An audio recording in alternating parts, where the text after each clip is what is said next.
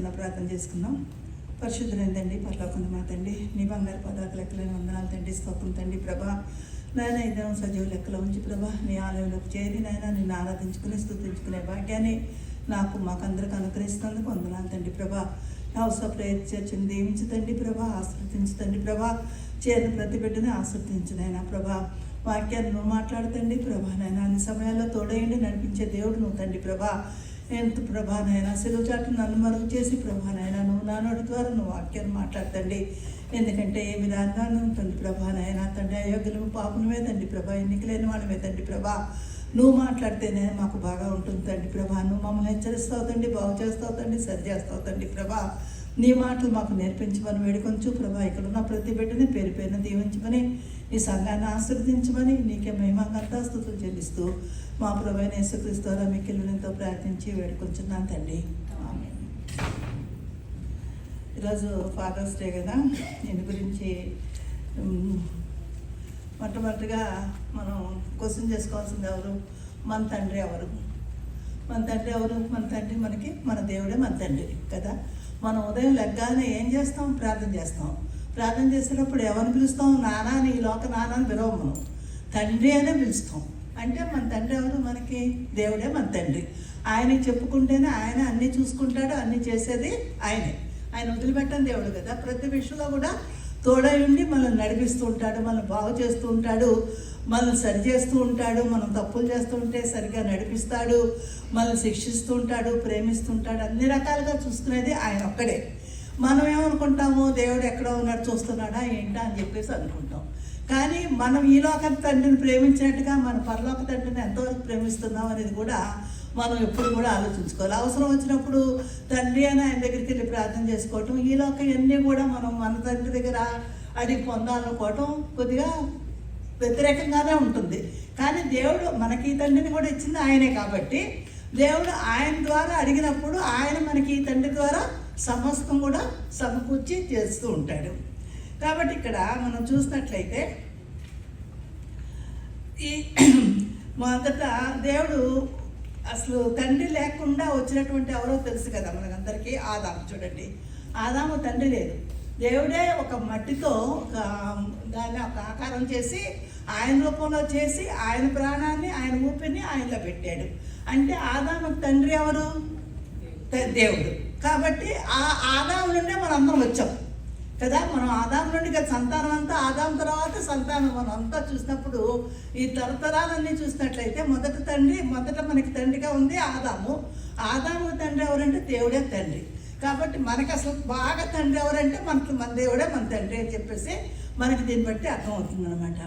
కాబట్టి ఇక్కడ నుంచి మనం ఫస్ట్ మ్యాన్ వచ్చి ఆదాము, మొదట మనుషుడు ఆదాము ఏర్పడ్డాడు. మనం కొంతమంది బైబిల్లో ఇంపార్టెంట్ ఫాదర్స్ని కానీ చూసినట్లయితే first man is the Adam కదా. మొదటి మానవుడు ఆదాము. తర్వాత నోవా రెండో అతను నోబుల్ మ్యాన్ కదా, నీతిమంతుడు అని చెప్పి దేవుడే సాక్ష్యం చెప్తాడు, నీతిమంతుడు అని చెప్పేసి. తను ఆపదలో ఉన్నప్పుడు తనొక్కడే నేను సుఖంగా ఉండాలని కోరుకోకుండా తన బిడ్డలందరూ కూడా కాపాడాలని చెప్పి మొత్తం అందరినీ కూడా నావలోకి వెళ్ళి ఓడలోకి తీసుకెళ్ళి వాళ్ళందరూ కూడా తన దేవుని మార్గంలో ఉండే రకంగానే చేస్తున్నాడు. కాబట్టి అతను నోబుల్ మ్యాన్ అని చెప్పేసి అని చెప్పొచ్చు అనమాట. ఇంకా తర్వాత మనం బైబిల్ ప్రకారం చూస్తూ వస్తే తర్వాత అబ్రహాం చూడండి, ఫాదర్ ఆఫ్ ఫెయిత్ అని చెప్తాం కదా. అంతేకాకుండా father of the Jewish people. మొత్తం ఈ తరాలన్నింటికి తండ్రి, విశ్వాసానికి తండ్రి ఎవరంటే అబ్రహాం. అబ్రహాము ఎంత నీతిమంతుడు, ఎంత విశ్వాసంతో ఉన్నాడంటే తన కొడుకుని బలిచ్చామన్నా కూడా ఇవ్వడానికి సిద్ధపడి తీసుకెళ్ళాడు. అంటే అటువంటి త్యాగపూర్వటువంటి తండ్రిగా ఉన్నాడు అబ్రహాము. మన ఈ లోకల తండ్రి కూడా అలా ఉండాలని చెప్పేసి దేవుడు మనకి ఇక్కడ చూపిస్తున్నాడు అనమాట. ఇంకా తర్వాత యాకోబుని తీసుకోండి. యాకోబుని తీసుకున్నప్పుడు ఆయన father of the tribes of Israel కదా. యూదా గోత్రాలందరికీ 12 గోత్రాలకి తండ్రి ఎవరు? యాకోబు. ఇంకా జోసఫ్. తర్వాత యోసేపుని చూడండి.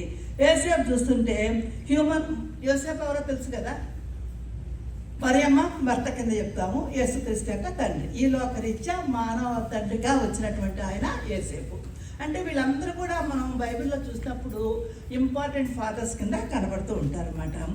అసలు ఈ హిస్టరీ కానీ మనం చూసినప్పుడు మనం ఈ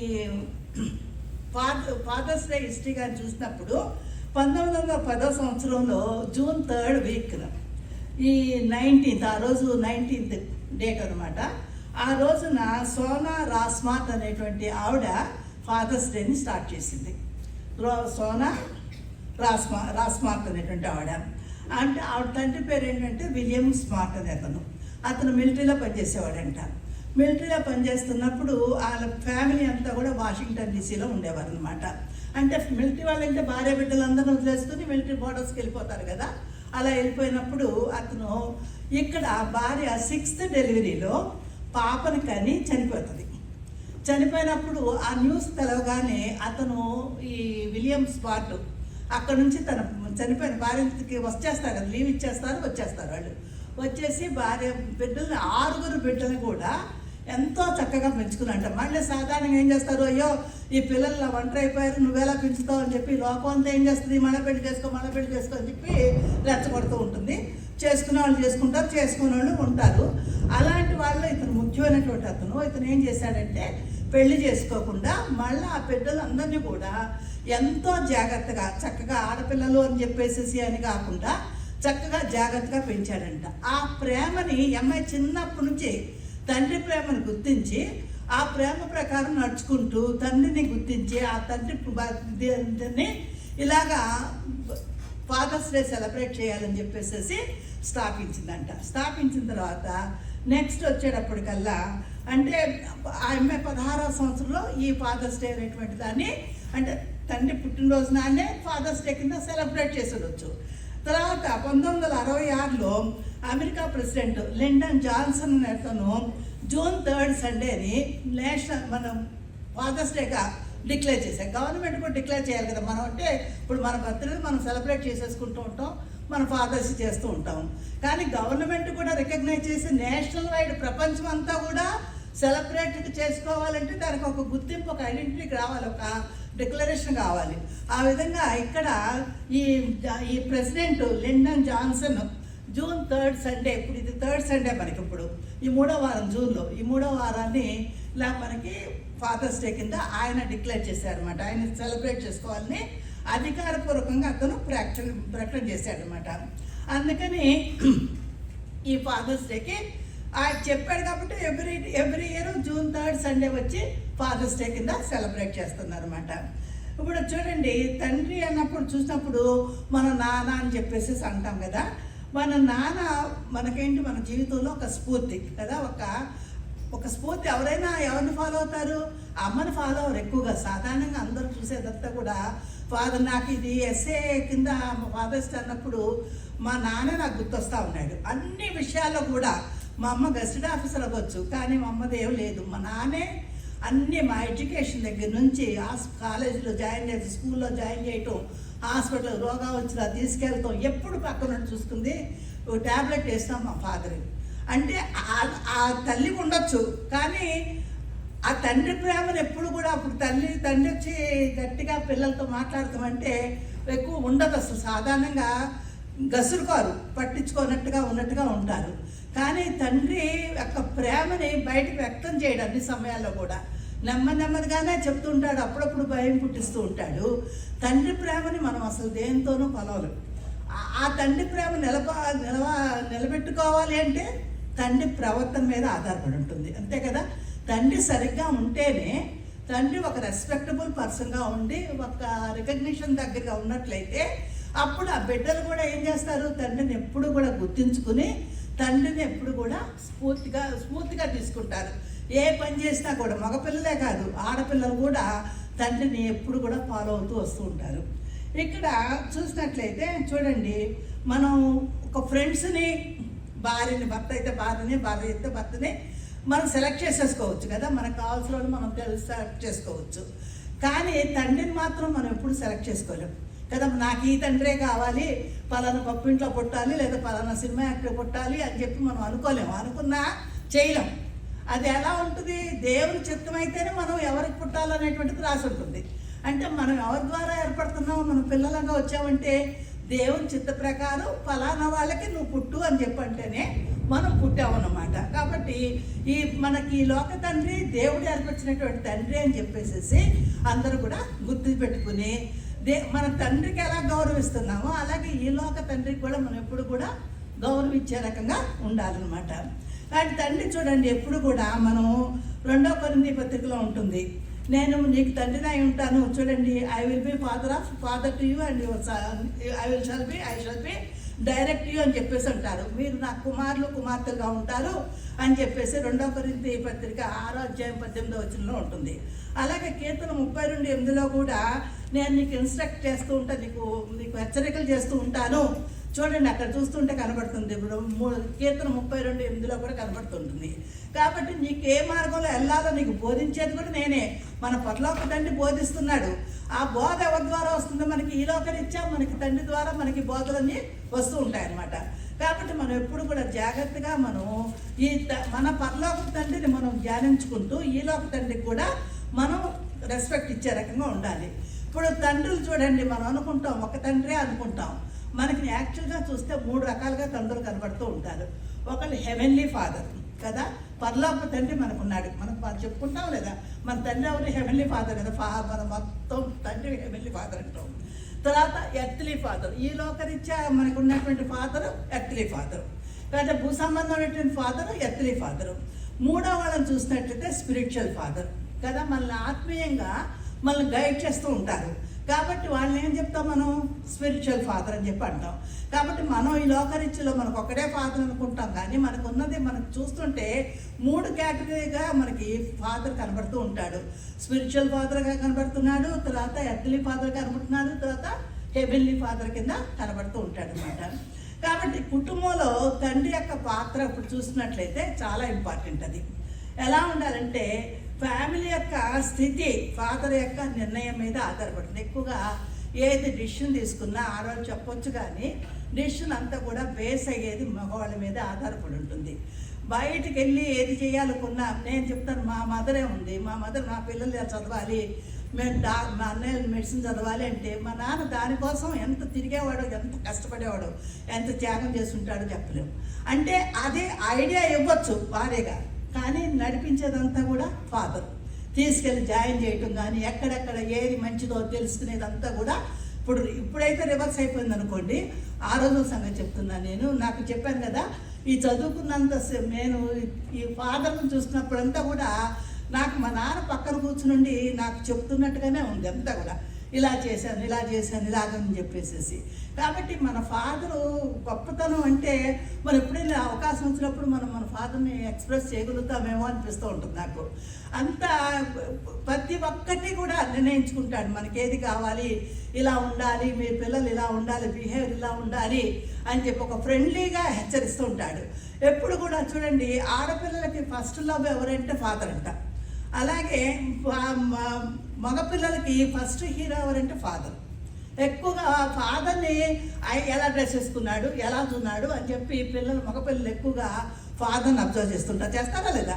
కాబట్టి చేస్తూ ఉంటారు. ఆ విధంగా టచ్ చేసుకోవాలను, ఆ విధంగా ఇలా డ్రెస్ వేసుకోవాలి, ఇలా తల్లుకోవాలో, లేకపోతే ఇలా మాట్లాడుతున్నాడో, ఇలా నడుస్తున్నాడో అని చెప్పేసి అవి చూసి ఆ విధంగా ఇమిటేట్ చేస్తుంటారు పిల్లలంతా కూడా. ఆడపిల్లలు ఎక్కువగా తండ్రిని ప్రేమిస్తారు, పైకి కనబడరు, కానీ ఎక్కువగా తండ్రి ప్రేమ కూడా ఆడపిల్లల మీద ఎక్కువ ఉంటుంది. హార్ట్ టు హార్ట్ అంట, అది ఆ లవ్ కూడా హార్ట్ టు హార్ట్ అనమాట.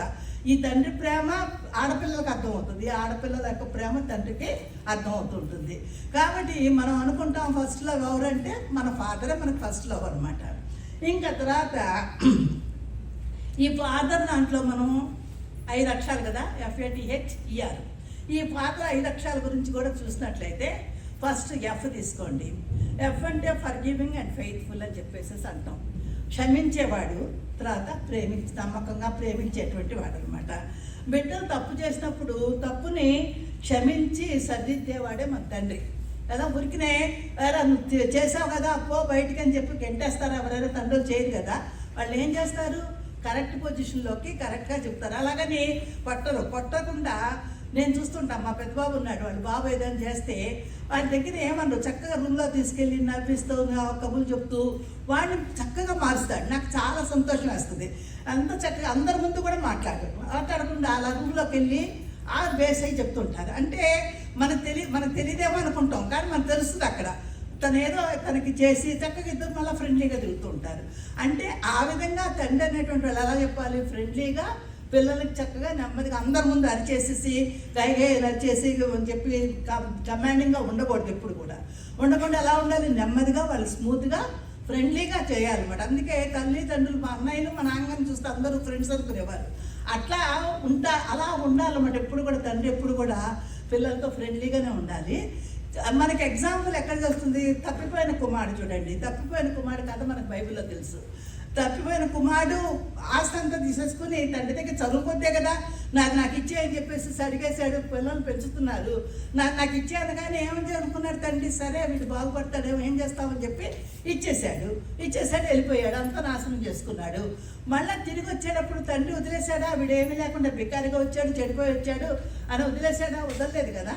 ఏం చేశాడు, ఎదురుగుండా వెళ్ళి మళ్ళీ తనని కౌగులించుకుని తనకి మళ్ళీ అన్ని బట్టలు ఇచ్చాడు, ఉంగరం ఇచ్చాడు, అన్నీ మళ్ళీ తన ఇంట్లో చేర్చుకున్నాడు, పెద్ద విందు చేశాడు. నా కొడుకు వెళ్ళిపోయి మళ్ళీ తిరిగి వచ్చాడు. అంటే తండ్రి అంత క్షమించేటువంటి గుణం కలిగినటువంటి వాడు. కాబట్టి తండ్రి మన ఫాదర్లో చూసినట్లయితే ఫాదర్ ఈజ్ ఫెయిత్ఫుల్ అండ్ తర్వాత ఫర్గివింగ్ ఫాదర్ అని చెప్పి తెలుస్తుంది. తర్వాత అంటే for ever with his family, ఎప్పుడు కూడా తండ్రి కుటుంబంతోనే ఉంటాడు. అంతే కదా, తండ్రి కుటుంబాన్ని వదిలేసి ఇంకా వేరే చోట ఉండేది కదా. ఒక కుటుంబానికి ఫాదర్ అంటే ఎలా వస్తున్నాడు, ఒక కుటుంబం ఉంటేనే దానికి ఫాదర్ అవుతున్నాడు, లేకపోతే ఫాదర్ అవ్వడు కదా. కాబట్టి ఆ ఫాదర్ ఎప్పుడు కూడా కుటుంబం యొక్క యోగక్షేమాలు ఎప్పుడు కూడా తెలుసుకుంటూ ఉండాలి, మంచిగా ఎప్పుడు కూడా ఉండాలి. తన లైఫ్ తంది, నేను పేకాట్లకు వెళ్ళిపోతాను, జూదాలకు వెళ్ళిపోతాను, లేకపోతే నా ఫ్రెండ్స్తో తిరుగుతాను, నా ఎంటర్టైన్ నాది అని చెప్పి అనుకుంటే ఫాదర్ అవడాడు. కాబట్టి ఎప్పుడు కూడా జాగ్రత్తగా ఫాదర్ ఎప్పుడు కూడా జాగ్రత్తగా కుటుంబాన్ని జాగ్రత్తగా చూసుకునే వాళ్ళ కింద అన్ని విషయాల్లో కూడా జాగ్రత్తగా కేర్ఫుల్గా నడిపించేవాడే ఫాదర్. అసలు తర్వాత అంటే అడ్వైజర్, యాక్షన్. అంటే నేను ఎప్పుడు నీతో ఉన్నాను కదా, father is always with you అని చెప్తాను. నేను ఎప్పుడైనా నీకు నేను తోడున్నాను రా అని చెప్పేసి అంటారు కదా. అంటే ఏంటి, ఎప్పుడు తండ్రి మనతోనే ఉంటాడు కాబట్టి అది యాక్షన్లో చూపించాలి, యాక్షన్లో ఉండాలి, అడ్వైజర్ కింద ఉండాలి. వాళ్ళు తప్పిపోతున్నారు అనుకోండి, లేకపోతే వేరేగా బిహేవ్ చేస్తున్నారు అనుకోండి, అప్పుడు వాళ్ళు ఏం చేసుకురావాలి, కరెక్ట్గా అడ్వైజ్ చేయాలి.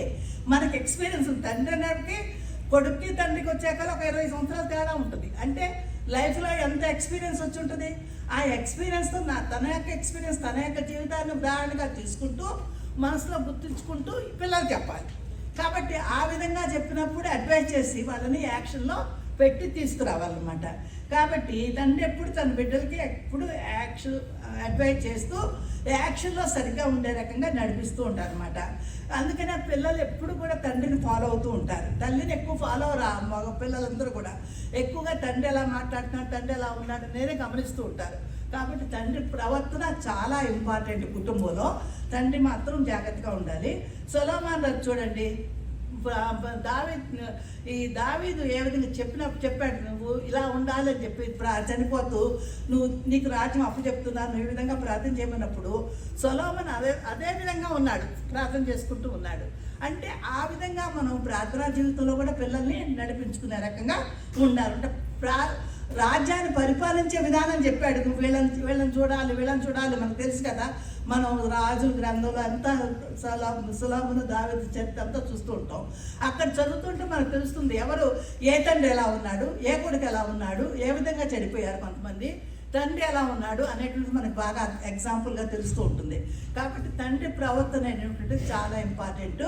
తండ్రి తన ప్రవర్తన సరి చేసుకుంటూ తన బిడ్డల యొక్క ప్రవర్తన కూడా యాక్షన్లో కూడా చూపించాలి. తర్వాత మూడవది తీసుకున్నట్లయితే టీచర్ అంటే బోధకుడు కదా, బోధించేవాడని చెప్తాం. అన్నీ చెప్పేదే అంటే కూర్చోబెట్టి ఇప్పుడు నేను చెప్పినట్టుగా మీకు బోధించడం కొడుకు కూర్చోబెట్టి చెప్తే అబ్బా నాన్న ఎప్పుడు నన్ను బోరు కొట్టించేస్తున్నాడు అని చెప్పేసి అనుకుంటారు.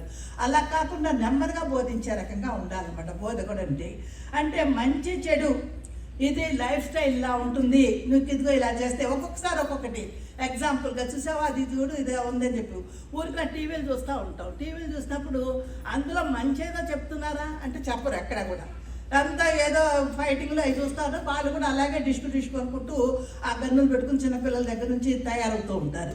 కానీ మనం చేయాల్సింది ఏంటి? ఇలా కాదు. ఒకప్పుడు నిజంగా పిక్చర్స్ వచ్చినాయంటే రిలేషన్షిప్ ఉండేది. ఫాదర్స్ ఏం చెప్పేవారు మనకి ఇంట్లో, ఇదే రిలేషన్షిప్, ఇలా ఉండాలని బోధిస్తుంటారు. ఇప్పుడు ఆ రిలేషన్షిప్స్ ఏవి ఎక్కడా లేవు. రిలేషన్షిప్ అంటే మనం చేసేది బట్టి మన పిల్లలకు కూడా మనం బోధించే రకంగా ఉండాలన్నమాట.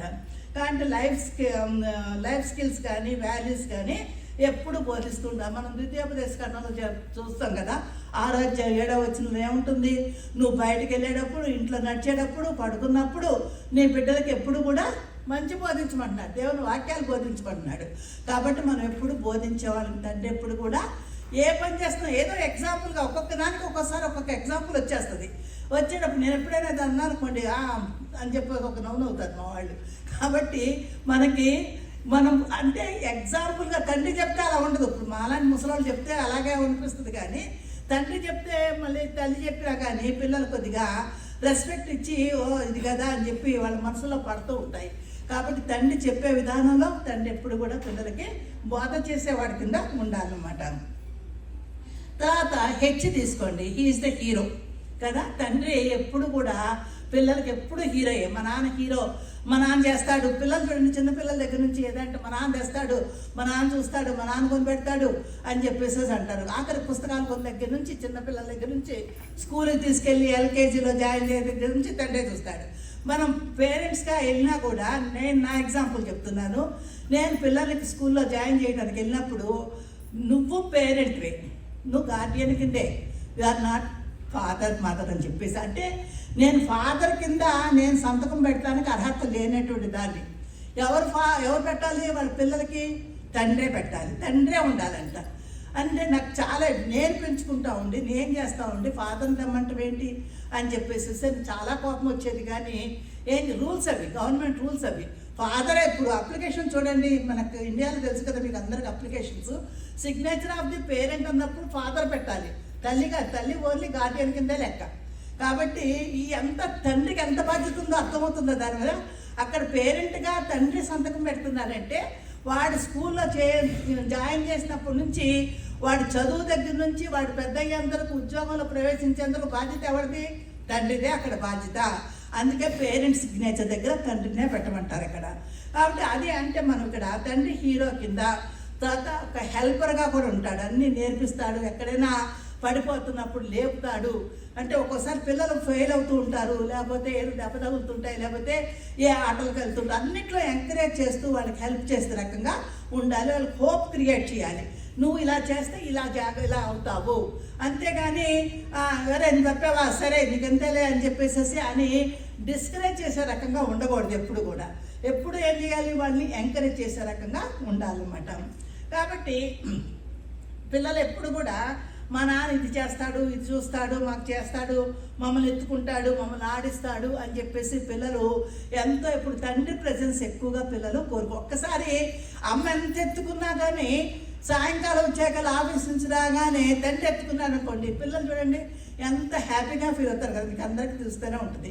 కాబట్టి ఆ తండ్రి ప్రేమని అన్నిట్లో హోప్, నా తండ్రి నాకున్నాడు అనేటువంటి ధైర్యాన్ని పిల్లలకి కలగజేయటం అనమాట. కాబట్టి తండ్రి ఎప్పుడు కూడా పిల్లలకి హీరో, తర్వాత హోప్గాను, తర్వాత హెల్పర్గా కూడా ఉంటారన్నమాట.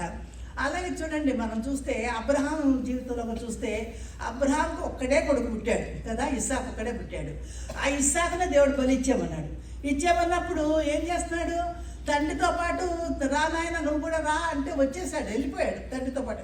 ఎందుకని తండ్రి అంత నమ్మకం, అక్కడ ఎవరిని ఏం బలిస్తున్నాడో ఏంటో కూడా తనకు తెలియదు. అలా ఫాలో అవుతూ తర్వాత అడిగాడు, అన్నీ ఉన్నాయి కానీ ఏది బలి ఇచ్చేటువంటి జంతువు ఏదని చెప్పి అడిగినప్పుడు దేవుడే చూసుకుంటాను కానీ నమ్మేశాడు, అంతే వెళ్ళిపోయాడు కదా. వెళ్ళిపోయాడు అంటే తండ్రి మాట మీద ఎంత నమ్మకమో కదా అతనికి. నిజంగా ఎవరు లేరు నన్నే ఇస్తాడేవో అనేటువంటి ఒక ఆలోచన వచ్చిందనుకోండి, పారిపోయాడు కదా పిల్లడు.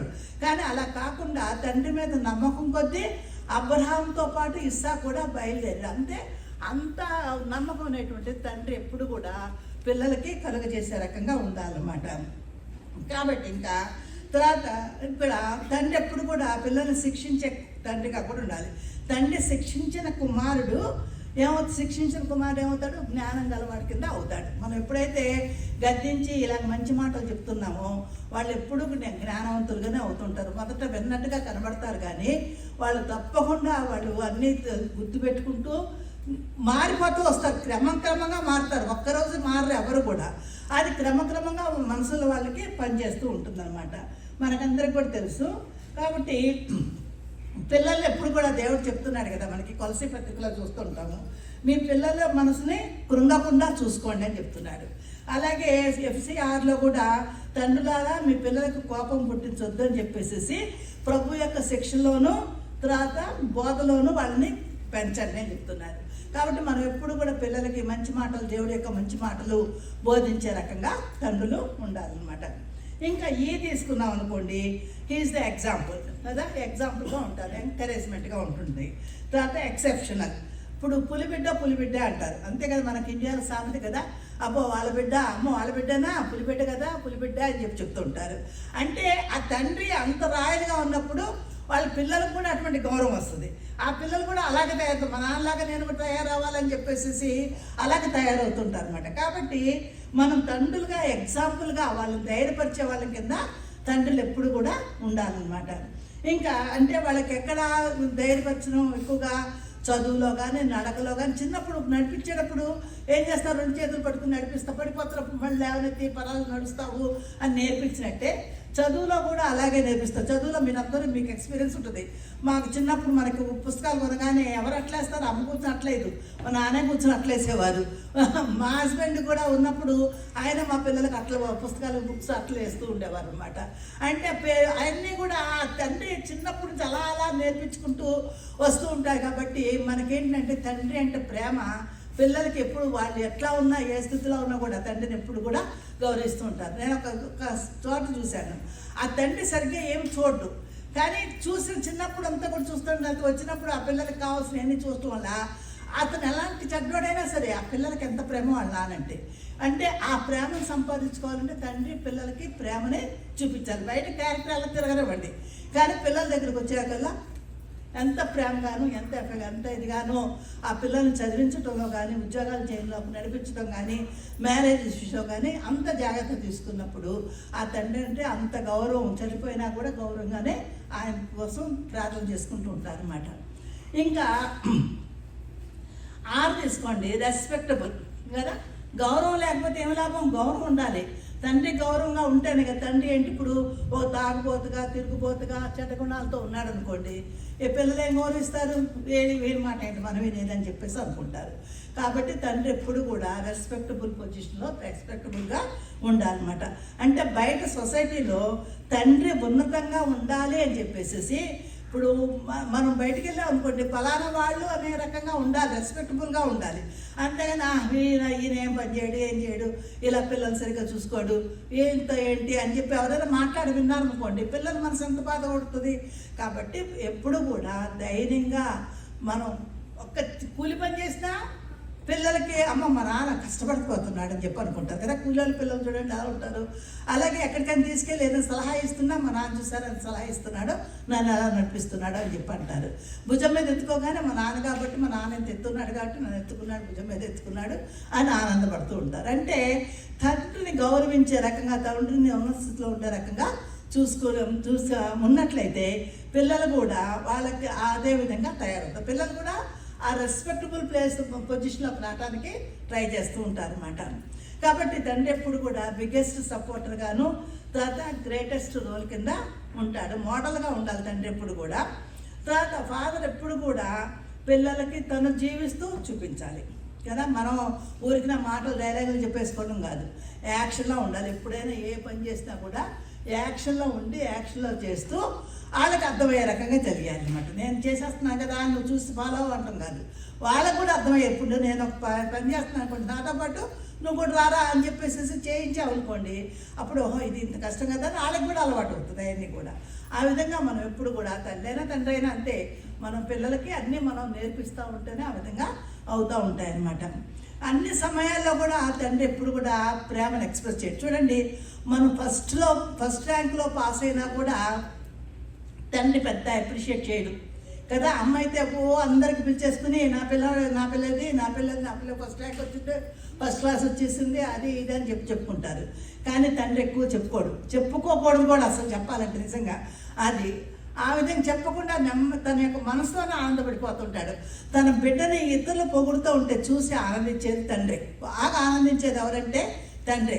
తల్లి ఊరికి ఐసైపోతూ ఉంటుంది, కానీ తండ్రి మాత్రం నెమ్మదిగా తన బిడ్డ బయట వాళ్ళు పొగుడుతుంటే హ్యాపీయెస్ట్ పర్సన్ ఎవరంటే తండ్రి. కాబట్టి పిల్లలు అలా అవ్వాలి అంటే పిల్లలు ఏ పొజిషన్లోకి వచ్చారంటే అది తండ్రి వల్లే అవుతారు. కాబట్టి చక్కగా ఆ పిల్లలు నా పిల్లలు ఈరోజు ఈ స్థితిలో ఉన్నారు అని చెప్పేసి తండ్రి ఎప్పుడు కూడా గర్వంగా ఫీల్ అవుతూ ఉంటాడనమాట. కానీ ఇప్పుడు చూడండి, తండ్రికి కూడా ఒక్కోసారి పిల్లల వల్ల కష్టాలు బాధల వల్ల వాళ్ళ కన్నీరు వస్తూ ఉంటుంది, భయాలు వస్తూ ఉంటాయి. కానీ అవి ఎప్పుడు ఎక్స్ప్రెస్ చేయరు. మా వాళ్ళు చూడండి, కానీ ఏడ్చే మగవాడిని నవ్వే ఆడదాన్ని నమ్మకూడదనే సామెత ఉంది కదా. కాబట్టి ఈ మగవాళ్ళు ఎక్కువగా ఏడవరు.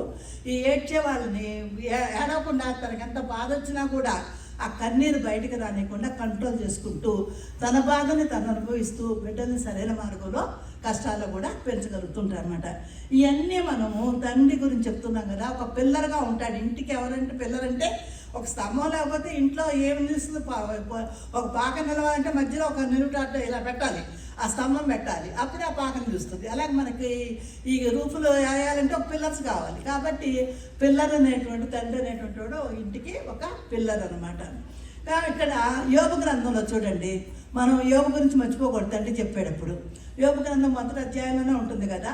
యోబు ఎంతో దేవుడే చెప్తున్నాడు, ఎంతో భక్తిపరుడు, నీతిమంతుడు అని చెప్పేసి. యోబు ఏం చేసేవాడంట, పొద్దున్నే లెగిసి తనకి 7 కొడుకులు 3 కుమార్తెలు ఉన్నప్పుడు వాళ్ళ గురించి అంట వాళ్ళందరూ ఎవ్రీ టైం వాళ్ళు పెద్దోళ్ళు అయిపోయిన తర్వాత ఒక్కొక్కరి ఇంట్లో కలుసుకుంటూ ఉంటున్నారు, డిన్నర్ చేసుకుంటారు కదా.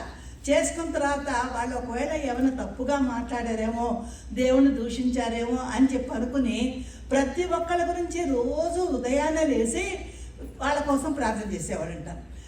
అంటే ఏంటి, తండ్రి ఏం చేయాలి, ఉదయాన్నే లేచి ప్రార్థన. మనకేం చెప్తారు బైబిల్లో అందరూ చెప్పేదల్లా, స్త్రీలారా ఉదయాన్నే లేచి మీ పిల్లల కోసం ఏడవండి అని చెప్పేసి బైబిల్లో ఈ ఒక్క మాట ఎక్కువ చెప్తారు.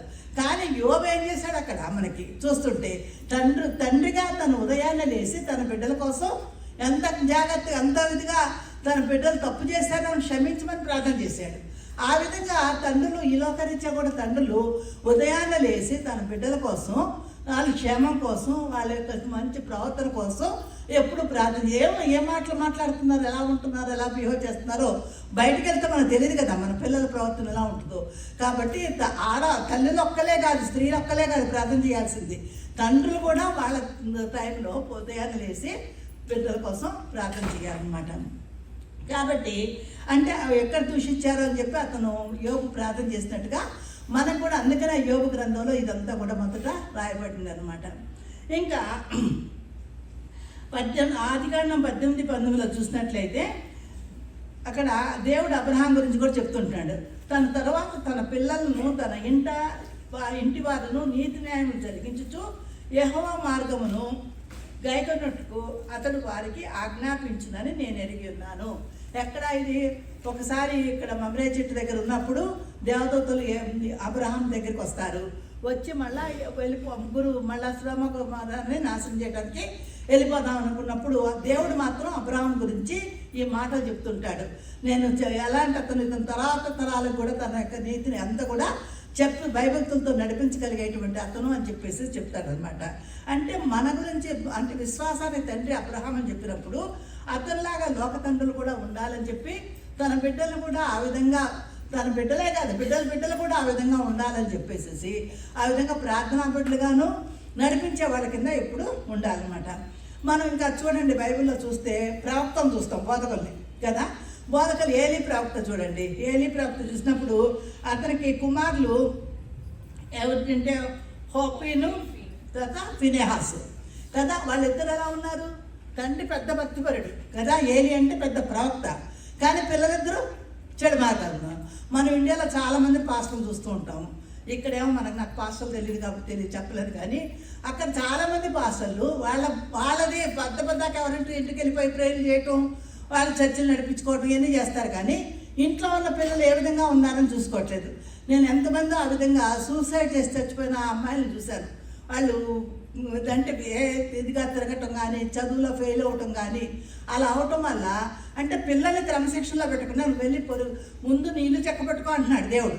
ముందు నీ ఇంట్లో నీ పిల్లల్ని మళ్ళీ సరి చేసుకుని నువ్వు బయట వాళ్ళ దగ్గరికి వెళ్ళి నువ్వు బోధ చెయ్యి.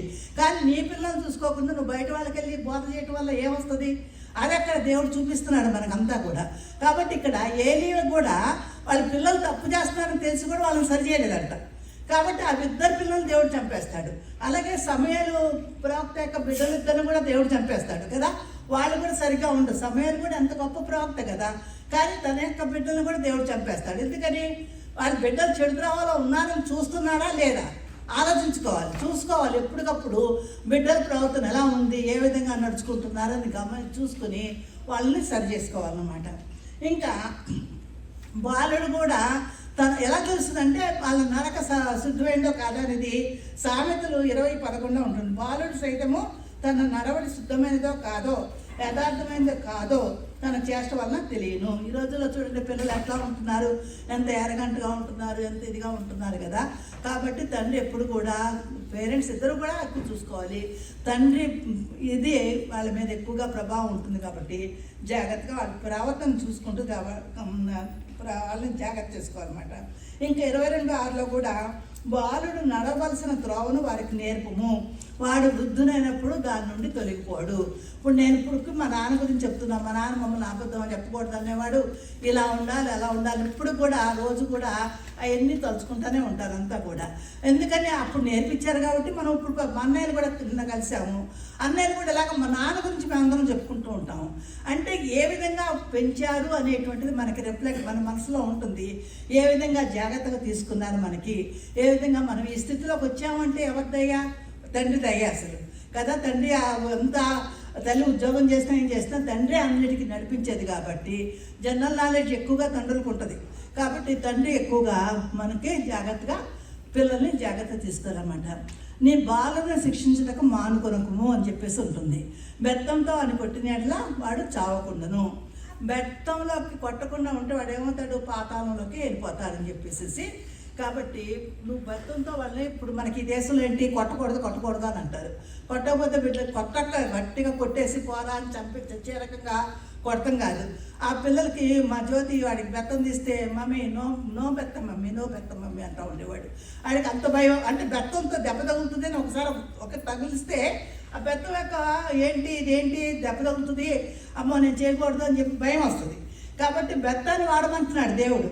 నువ్వు అలా కాకుండా వచ్చేగానే ఎత్తేసుకుని ముద్దు పెట్టేసుకుని పర్వాలేదులే నాన్న ఇంకోసారి చేయమాక నాన్న అని చెప్పేసి అంటే ఊరికి వాళ్ళు ఉంటారు. వాళ్ళు ఎప్పుడైతే దానికి సులుమని అంటిస్తేనే వాళ్ళు సరిగ్గా దాంట్లోకి వస్తూ ఉంటారు అనమాట. కాబట్టి జాగ్రత్తగా బిడ్డల్ని మాత్రం బెత్తాన్ని వాడబడతారు. మనం వదిలేయకూడదు పిల్లలు మాత్రం. అది మన పిల్లలు, మనం జాగ్రత్త వాళ్ళు చెప్తారు. పిల్లలు ఇప్పుడు రోజుల్లోనే మేము 911 కాల్ చేయమని చెప్పి మాట్లాడతారు ఏదైనా మాట్లాడుతూ ఉంటే. కానీ నువ్వు చేసుకోరా, నువ్వు ఇంట్లో వెళ్ళిపోతావు అని చెప్తే వాళ్ళకి అప్పుడు దారిలోకి వస్తారు. ఇంకా అంతే కదా. ఏం చేస్తారు? 911 కాల్ చేస్తే వచ్చి పోలీసులు తీసుకెళ్తారు, అక్కడ ఇస్తూ ఉంటారు. అప్పుడు అర్థం అవుతుంది, అమ్మో మా అమ్మ నాన్న వదిలేస్తున్నావా అని చెప్పేసి. కాబట్టి జాగ్రత్తగా పిల్లలకి ఇలా చేస్తే ఇలా వెళ్తారు, ఇలా చేస్తారు అని ఆ భయాలు కూడా వాళ్ళకి క్రియేట్ చేస్తూ రావాలి. అంతా కూడా మనం జాగ్రత్తగా పెంచడం అంటే అది మనం చూసుకోవాల్సినటువంటి. కాబట్టి మనము మంచి ఫాదర్స్ ఎవరో చూసాం కదా. ఈ నోవా కానీ, అబ్రహాం కానీ, యాకోబు కానీ, తర్వాత డేవిడ్ కానీ, తర్వాత యోసేపు కూడా మన యేసుప్రభు తండ్రి. కానీ యోసేపు దగ్గర కుమారుడు పక్కనే ఉండి ఎప్పుడు కూడా వడ్రంగి పనిలో సాయం చేస్తూ అన్ని విషయాల్లో తండ్రికి తోడుగానే ఉన్నాడు. ఆ విధంగా తన్ని అలా పక్కనే పెట్టుకుని కూడా అంటే తండ్రిగా ఉండి ఆ యేసుప్రభుని దేవుడు కుమారుడే, కానీ తన సక్రమైన మార్గంలో నడిపించాడు కదా. ఈ లోకరీత్యా లోకానికి వచ్చాడు ఆయన. ఈ లోకంలో పడిపోకుండా ఉండడానికి కూడా పక్కన ఉన్నారు, ఈ లోక తండ్రి ఉన్నాడు యేసుప్రభుకి. అలాగే మనము కూడా మనకి ఈ లోక తండ్రులు ఉన్న వాళ్ళు సరైన మార్గంలో ఉండాలన్నమాట. కాబట్టి ఇంకా చివరిగా చెప్పాలంటే మనకందరికీ తండ్రి ఎవరు? మన ప్రభు కదా, మన తండ్రి. కాబట్టి మనం ఏం చేయాలి? దేవుడిని ఎప్పుడు మనం ప్రేమించాలి, మనం ఆయన ఆజ్ఞలకు లోబడి ఉండాలి. కాబట్టి ఆయన చిత్త ప్రకారం ఎప్పుడు కూడా మనం నడుచుకోవాలి. మన ఇష్టం వచ్చినట్టుగా ఇవన్నీ మనకి ఆయన ఇప్పుడు వచ్చి మనకి నేను ప్రేమిస్తున్నానని చెప్పడు, నీకు బోధిస్తున్నానని చెప్పేప్పుడు మనకి బైబిల్ ఇచ్చాడు కదా, బైబిల్ అయితే ఇలా వాక్యాల ద్వారా వింటున్నాం. విన్నప్పుడు మనం చెప్తున్నాడు దేవుడు, ఈ వాక్యం ప్రకారం ఇలా నడుచుకోండి అని చెప్తున్నాడు. ఆయన డైరెక్ట్గా వచ్చి చెప్పట్లేదు. ఒక్కోసారి దర్శనాల ద్వారా మనకి కొన్ని హెచ్చరికలు రావచ్చు, కానీ ఎక్కువగా మనకు రోజు వాక్యాలు వింటున్నాం. ఎన్ని వాక్యాలు పొద్దున్న లేసినప్పటి నుంచి యూట్యూబ్లో వాక్యాలు, టీవీలో వాక్యాలు పెట్టుకుని అంటూ ఉంటాం. ఎంతవరకు దాన్ని ఫాలో అవుతూ మనం నడుచుకుంటున్నాం అనేది కూడా మనం జాగ్రత్తగా చూసుకోం. మన మనసే మనకు తెలుస్తుంటుంది. కాబట్టి మనం ఎప్పుడు కూడా దేవుని వాక్య ప్రకారం ఆయన చిత్త ప్రకారం నడుచుకోవాలి. ఆయన క్షమించే దేవుడు. మనం ఒకవేళ తొట్టెళ్తున్నా కూడా ఆయన మళ్ళీ క్షమిస్తాడు. ఆయన ప్రేమమయుడు, నమ్మకమైన వాడు. కాబట్టి సరైన మార్గంలో నడిపిస్తూ ఉంటాడనమాట. కాబట్టి ఆయన ఎప్పుడైనా మనకి ఏదైనా పనిష్మెంట్ మనకి ఏదైనా వచ్చిందనుకోండి, అమ్మో నా దేవుడు నన్ను శిక్షించాడు, నాకు అందుకే ఇది శిక్షించాడు కాబట్టి నాకు ఇలా అయింది అనుకుంటా ఉన్నాం. కానీ ఆ శిక్ష వెనక ఆయన ప్రేమ కనబడుతుంది. మనం పిల్లవాడిని ఎందుకు కొడుతున్నాం? వాడు బాగుపడాలనే కొడుతున్నాం కదా. దేవుడు కూడా శిక్షించేది అందుకే, మనం బాగుపడాలని ఆయన మళ్ళీ శిక్షిస్తుంటాడు. ఆ శిక్షని కాబట్టి మనం ఒప్పుకోవాలన్నమాట.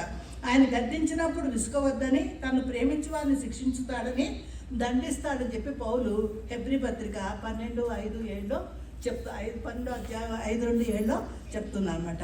అలాగే యాకోబు పత్రిక 1:17 కూడా ప్రతి ఈవియు సంపూర్ణమైన ప్రతి వరమును పరసంబంధమనే జ్యోతిర్మయకు తండ్రి యొద్ద నుండి మనకి వస్తుంది. కాబట్టి మనకు వచ్చేటువంటి దీవెనలన్నీ కూడా మన తండ్రి, ఈ లోకరీత్యా మన తండ్రి అన్నీ సపోర్ట్ చేస్తూ ఇవ్వచ్చు. కానీ ఈ పరలోకంలో వచ్చేటువంటి దీవెనలు మనకి ఎక్కువగా కావాలి. కాబట్టి మన పరమ తండ్రి, మనం ఇలా హ్యాపీ ఫాదర్స్ డే అని ఈ లోకరీత్యా చెప్తున్నాం. మన తండ్రికి కూడా మనం హ్యాపీ ఫాదర్స్ డే చెప్పాలంటే ఆయన సంతోషపెట్టే వాళ్ళంగా ఉండాలి. మనం ఆయనకు వ్యతిరేకంగా ఇష్టం వచ్చినట్టుగా ఉండి మనం మాట్లాడుతూ ఈ దేశంలో అంతే కదా, తల్లిదండ్రుల పిల్లలు చూడరు, ఇష్టం వచ్చినట్టుగా మాట్లాడుతూ ఉంటారు, అన్నీ వస్తారు. కానీ ఫాదర్స్ డే, మదర్స్ డే ఇవన్నీ పండుగలు వచ్చినప్పుడు ఒకరితో ఒకరికి హ్యాపీగా ఉన్నట్టుగా ఉంటుంది. కానీ దేవుడు ఏం చెప్తున్నాడు? ఎప్పుడు కూడా మంచి పద్ధతిలో ఒకే రకంగా ప్రేమగా ఉండమని చెప్తున్నాడు. మనం ప్రేమిస్తే వాళ్ళు కూడా, దేవుడు కూడా మనల్ని ప్రేమిస్తారు. మన యాక్షన్లు ఇక్కడ ఈ లోకరీత్యా మన యాక్షన్లు ఎలా ఉంటున్నాయి, అప్పుడు దేవుడు కూడా మనకి ఆయన ప్రేమను మనకి చూపిస్తాడనమాట. దేవుడు ప్రేమమయుడు. దేవుడి వాక్యాన్ని దీవించగాక. చిన్న ప్రార్థన చేసుకుందాం. పరిశుద్ధులైన తండ్రి, పరలోకమున్న తండ్రి, ప్రేమమయుడు తండ్రి తేనా, మా తండ్రి నువ్వే తండ్రి ప్రభానైనా. నిన్ను కాకుండా మేము ఏది లోకరీత్యా ఏది కోరుకోకుండా ప్రభా నీ మార్గంలో నడుచుకునే రకంగా సహాయం చేయదండి ప్రభా. చేసిన తప్పులు పాపాలు క్షమించదండి నైనా. వాక్యం ద్వారా నైనా మేము ఏ విధంగా ఉండాలో నైనా తండ్రి మాకందరికీ బోధిస్తున్నందుకు కూడా నీకు వందనాలు తండ్రి ప్రభా. సరైన మార్గంలో నడుచుకునే రకంగా సహాయం చేయమని ప్రభానైనా. నేను సంతోషపెట్టే బిడ్డలుగా, నీ చిత్త ప్రకారం నడుచుకునే బిడ్డలుగా తండ్రిగా నువ్వు మాకున్నావని చెప్పి నైనా ధైర్యంగా ఉండే రకంగా సహాయం చేయమని నీకే మహిమ ఘనతాస్తుతులు చెల్లిస్తూ మా ప్రభువైన యేసుక్రీస్తు ద్వారా వేడుకొంచున్నాను తండ్రి. ఆమేన్.